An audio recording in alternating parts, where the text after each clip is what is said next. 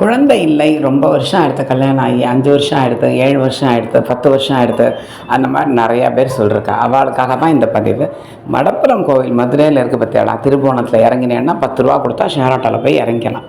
அங்கே நீங்கள் போய் ஒரு போகிறதுக்கு முன்னாடி பொங்கலோ இல்லை ஒரு கேசரியோ என்னம்போது ஆற்றுல கிண்டி கொண்டு போங்கோ. அப்படி இல்லையா, அங்கேயே நான் பொங்கல் வச்சு பண்ணுறேன் அப்படின்னாலுமே வச்சுட்டு அதை அவள்கிட்ட காமிச்சிட்டோ அப்படி நைவேத்தியம் பண்ணிவிட்டு அங்கேயே 4-5 பேருக்கு 10-15 பேருக்கு அதை விநியோகம் பண்ணுங்க. அதாவது இனிப்பு வழங்குதல்ங்கிற பற்றியா, குழந்தை பிறந்தா ஆட்டோமேட்டிக்காக எல்லாேருக்கும் நம்ம ஸ்வீட் கொடுப்போம் இல்லையா.